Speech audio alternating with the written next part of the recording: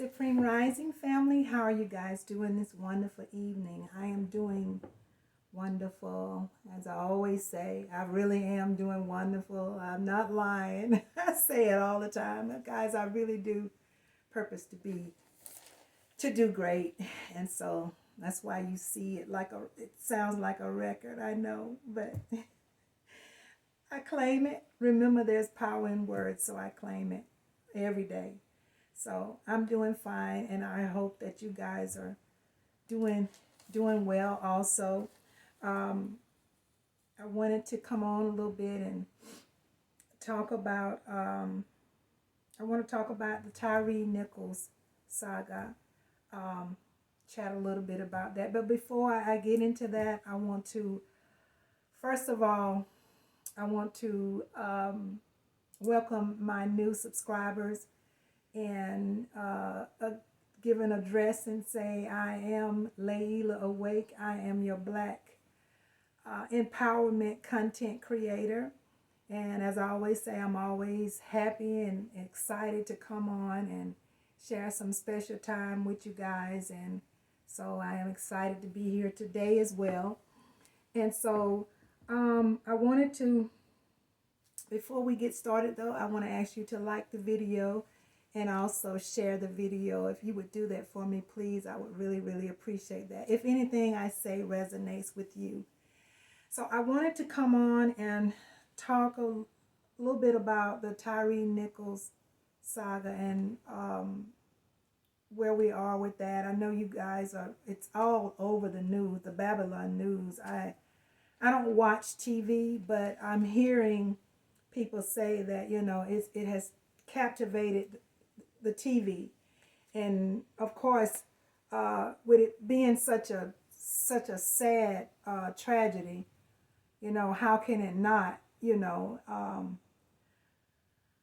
but I wanted to talk about some of the rumors that are out there in reference to this situation, this case, this tragedy, and how moving it is, and also to reference how evil this system is, because we cannot forget, we can't forget that there is also people out there that are thinking and saying, that there's more to this than what meets the eye.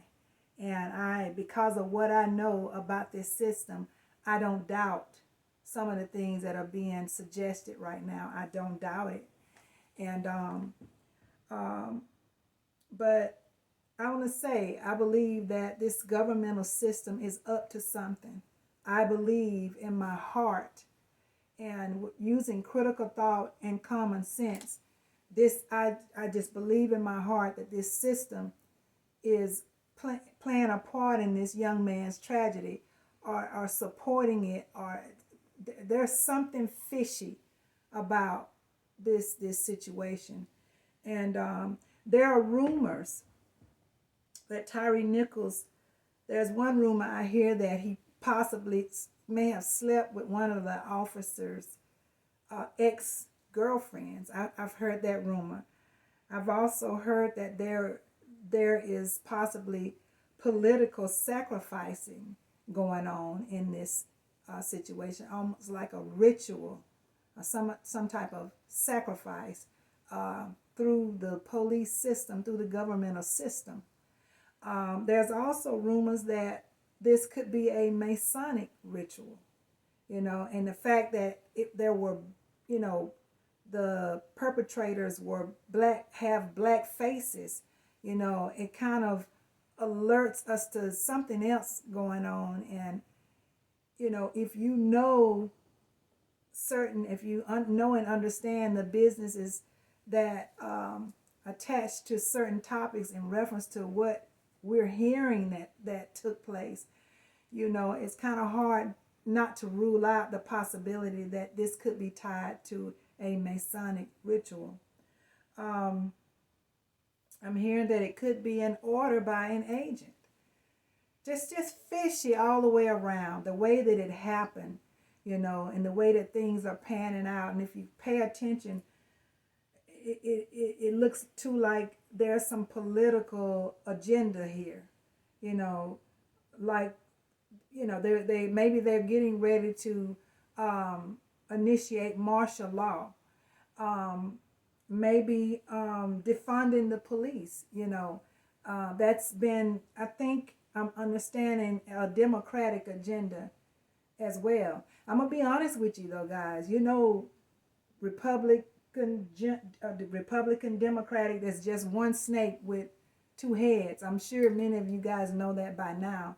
It's one snake with two heads. I don't put, they're all one to me. So, but if I'm gonna reference, in the sense of the way the information is delivered by Babylon, and so I understand that the Democrats are trying to push, or there's somebody in there that's trying to push the defund the police part. And once they defund the police, that's gonna set off a chain of events.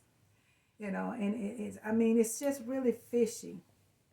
I'm really not buying that, this was just, a traffic stop that turned bad, and conveniently with 5 black cops murdering a black man. I'm not convinced of that, guys. And once you awaken to a certain level to where you can see through the bull crap, you'll understand exactly why I say what I say, and you'll probably even see it yourself, that there's just too many cracks in this case. There's too much smoke around this case, and I am just not convinced. I see through it. Now, I can't connect the dots specifically, not right now, not yet, but I tell you what, I'm on it. I'm paying attention, and I'm listening, and I'm looking, and I'm thinking. I'm using that critical thought process to try and get to the bottom of why this happened to this young man. But it's very, very fishy. And also, I say they are preparing for something bigger. There's something bigger that is coming. I can feel it. I can feel it. I can sense it. The energies are starting to form. I feel it very, very, very strong. So there is something else taking place. There's some motives, some agendas that's formulating right now, and I can't put my finger on the specifics, but I know that there's something bigger coming, and I believe that it's all tied into the murder of this young man. And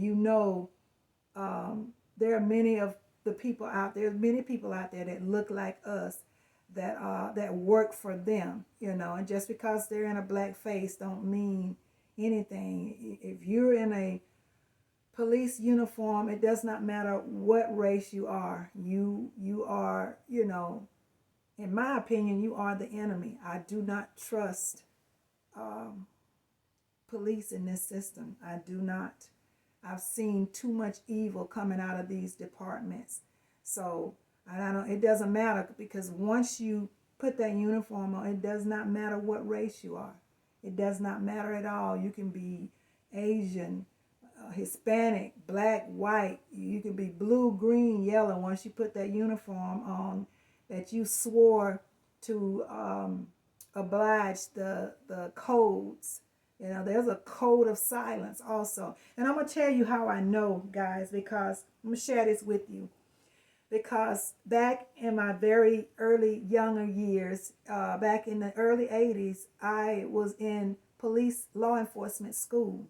I would have been the first black female in my hometown to become a police officer, and I was sponsored, and actually not sure what the whole motive was. I think the state was pushing that department, that chief of police, to get a black female in there because they had never had one. And I come from a very small town, and I started school, and after my 3rd week in class, the topic became the code of silence. We're getting ready to go into the study of the code of silence.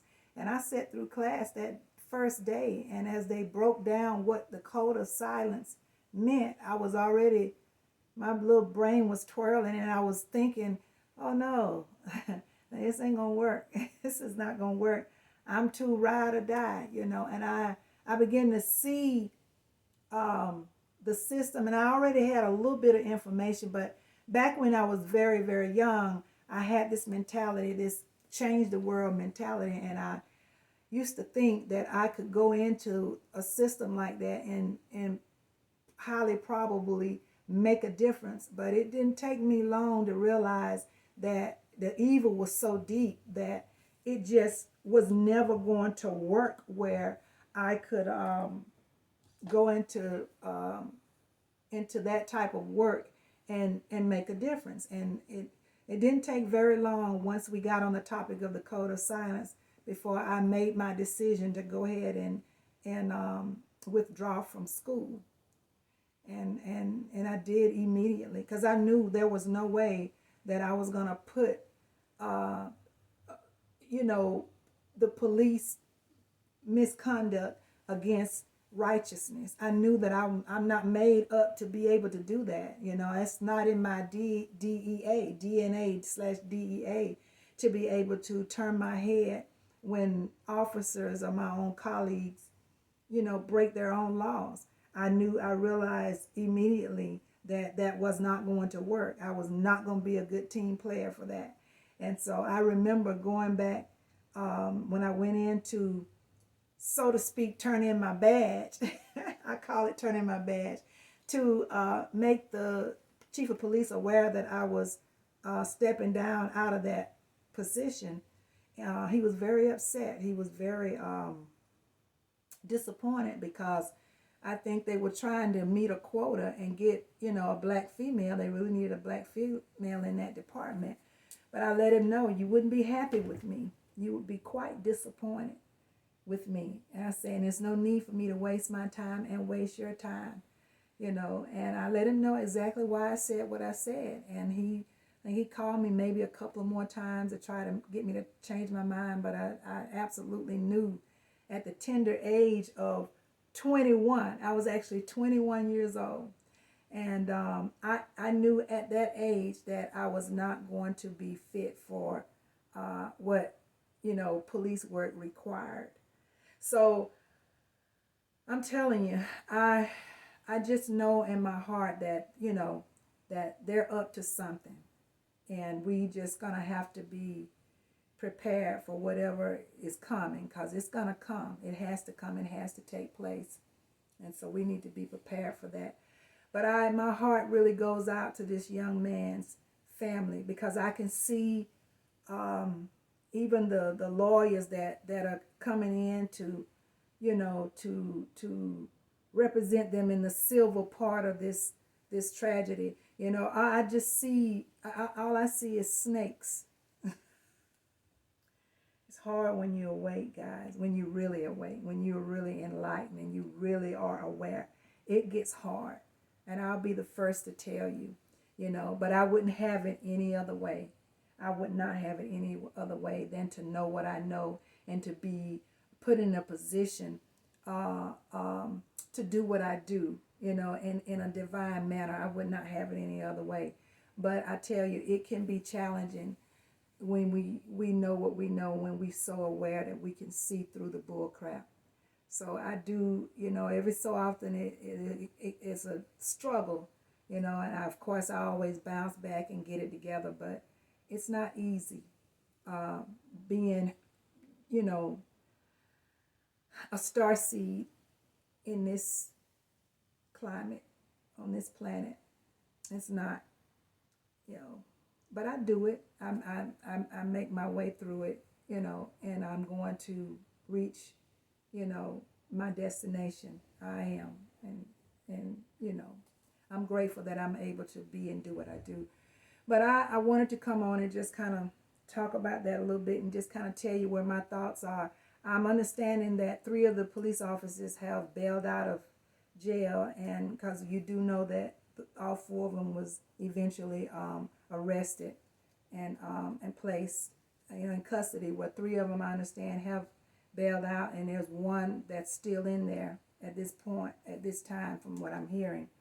And so for whatever reason, I don't know, maybe you just don't have the funds to come out, be bailed out. But that's what I'm hearing is the update. And of course, there's chaos in Memphis, and I'm hearing it's going to get worse and worse and worse. And I'm not so sure that wasn't created that way. I'm not so sure that there's something political behind that. But I'm told that, there's a fear that major cities across this country are threatened to, be in the streets, and it could lead from one thing to another. And that's what I'm hearing people are afraid of. And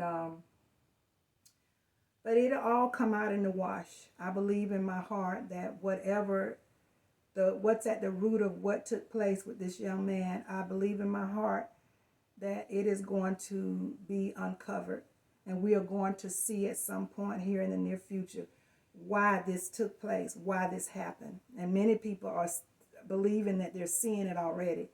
But I'm believing I'm going to be able to be confident in what I know sooner than later. I just really, really do believe that. So guys, let's keep that family, hold that family up, and meditate on that family's name and pray or whatever you do, and and just keep our heart chakra open, with love, and so that energy can be spewed out into the cosmos, because they need it right now going through this very trying time. And I wanted to tell you guys too before I get off, because I'm not going to be long. If you get a chance, I did a guest appearance on the V. Terrell Hill show. That brother's on YouTube, and he's actually under that name, V. Terrell Hill show. And check out that show. We did a very wonderful collaboration and question and answer show yesterday. I think it was yesterday, the 27th or the 28th. But it was on the topic of Tyre Nichols. So if you get a chance, guys, check that video, his video out. He's on YouTube under V. Terrell Hill, and he's a wonderful brother. Beautiful, has a beautiful heart, beautiful soul. And I just enjoyed myself yesterday talking with him on his show. It was really a beautiful engagement. So if you get a chance, guys, check out go on his YouTube channel and check out that video. And I think you will be blessed with that. So I wanted to give you that. And I'm not going to stay on, as I always say. I try not to take too much of you guys' time. But I appreciate you so much for taking the time to come on. And I appreciate that. And the fact that those of you who are still here, that you stayed throughout the video, I really, really do appreciate you. I'm going to ask you again to like the video and share the video so more can see it. And hit the notification bell if anything I say resonates with you. I thank you so much, and I love you so much.